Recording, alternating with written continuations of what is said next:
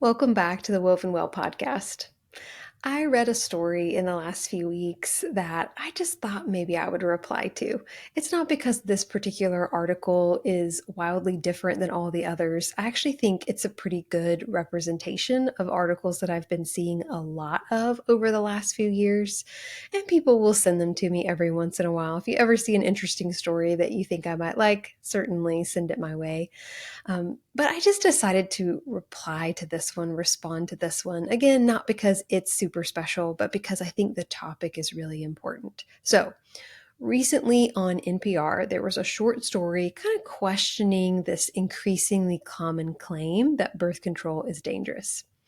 And in recent years, there really has been a noticeable backlash against the many side effects and risks of birth control, some which are life threatening, like doubling the risk of heart attacks and strokes, even in young, healthy women, and others that are more life altering, like increased likelihood of depression or decreased libido. So, recognizing this, NPR decided to ask some medical professionals for their opinion. What do you think those medical professionals said? I'll tell you three main things. One, birth control has long been considered safe. Two, alternatives are ineffective. And three, the greatest risk to women is an unexpected pregnancy. I gotta tell you, this is a prime moment for the women's healthcare industry to stand up and say, we hear you, we believe you, and we're gonna do better. Instead, what we get is, are you sure it's the birth control? Because birth control is safe, Like maybe you're mistaken. Are you really experiencing side effects? Could it just be stress? Not getting enough sleep? Aren't you just glad you're not pregnant?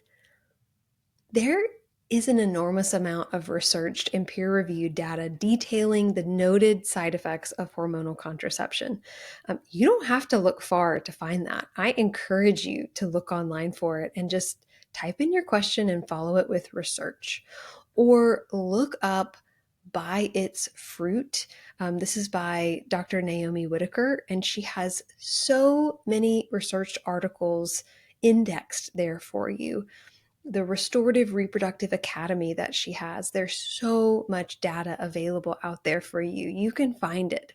But even if there weren't these kind of studies, the human experience should matter so much that any pain or troubling symptoms should be acknowledged and explored regardless.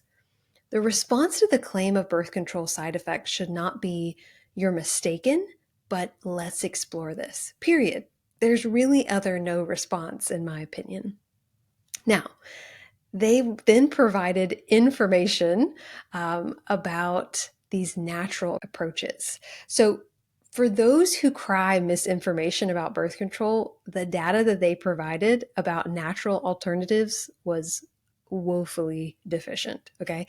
In the article, it talks about the natural, and they're using quotes here, the natural methods that are being, again, pushed by online influencers instead of effective hormonal treatments. Okay. So those are their words, that these online influencers are pushing these quote unquote natural alternatives instead of effective hormonal treatments.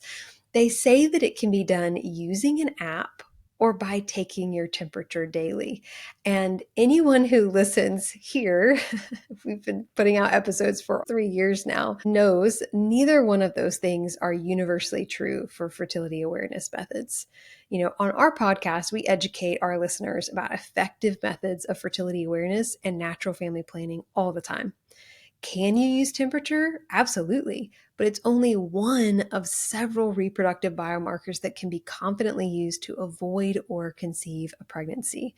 So at Woven Natural Fertility Care, we don't use temperature at all, which is really great for those of us who don't want to get up early every single day, even when we can sleep in, or maybe you don't sleep through the night or get 3 hours of sleep at once. There are several reproductive biomarkers that you can use, and it's important to understand that. But the article talks about the effectiveness of natural methods, but Their effectiveness data comes from the study of one app, not a modern evidence-based method. This is like using a condom to describe the effectiveness of contraception as a whole. Yeah, it's in the category of contraception, but is it an accurate picture of contraception's effectiveness and limits? No.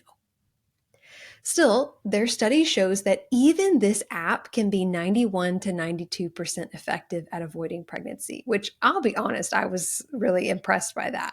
I mean, that's worth considering when the typical use effectiveness of the birth control pill is 93%. So ultimately, we're talking about a 1% difference. 1%. Are they saying that 1% is worth all the side effects and risks? Because it sounds like women are saying it's not.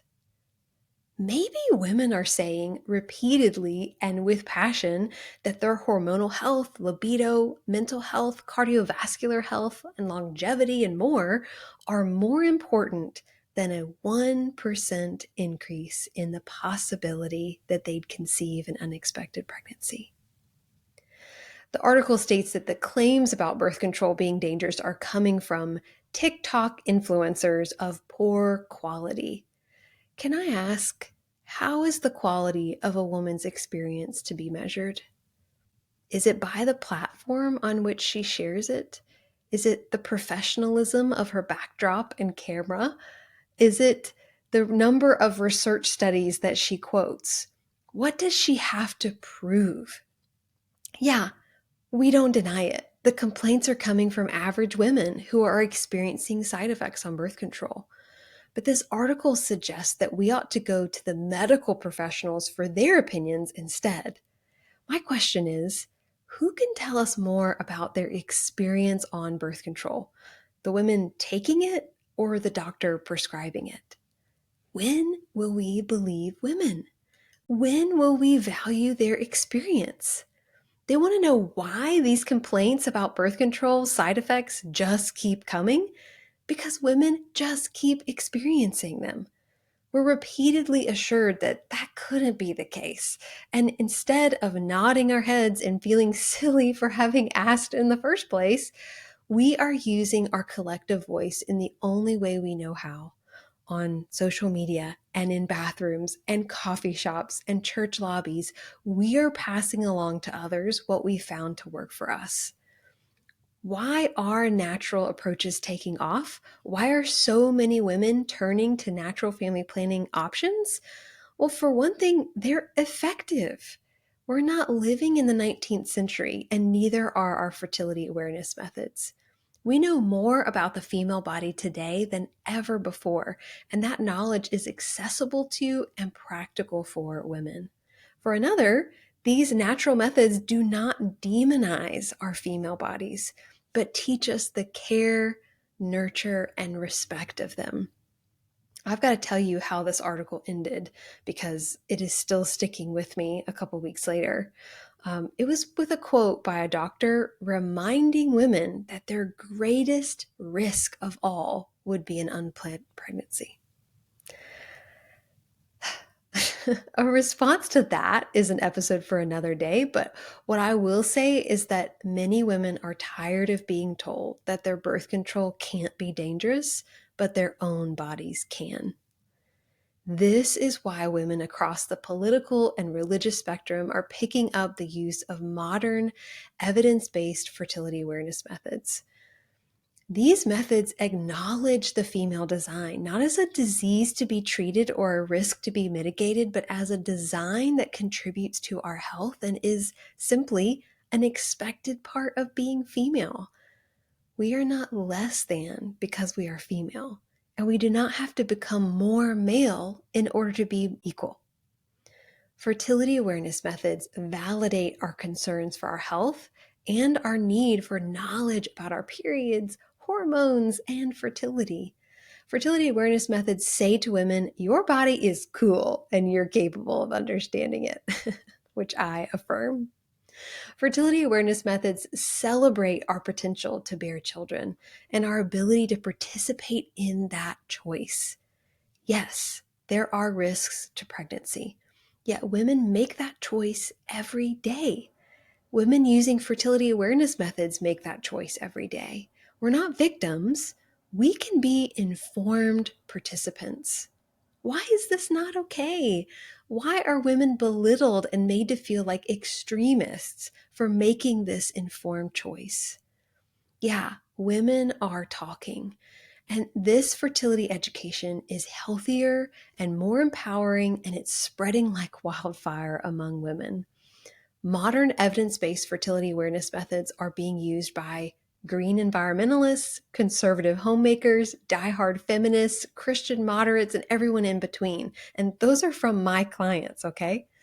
Why? Because this is not a political issue or a religious issue, it's a dignity issue. Instead of hearing our frustrations and our pain, validating them, and responding with suggestions and solutions, we're told, that can't be true.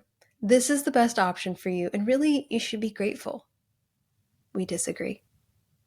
Women don't have to be medical researchers in order to understand their anatomy and physiology. Women don't need to be doctors in order to make informed decisions about their health and family planning. Women don't need to have a degree to have a valid opinion and experience. Yeah, we're talking about it. Single women, married women, left-leaning women, right-leaning women, Catholic women, Protestant women, career-focused women, home-focused women.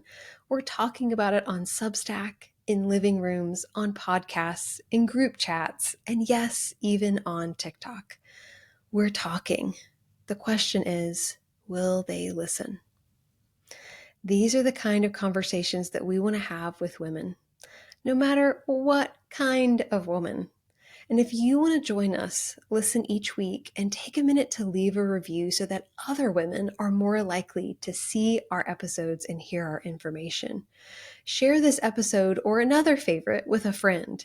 If you prefer written content, then we have articles like these. In fact, this was originally on Substack, available on our Substack at wovenfertility.substack.com. If you prefer to watch, we're on YouTube as well. Yes, women like you and me are talking about the things that matter most to us. It may not be fancy, but it's real, and that's powerful. As always, thanks for listening as we continue to explore together what it means to be woven well.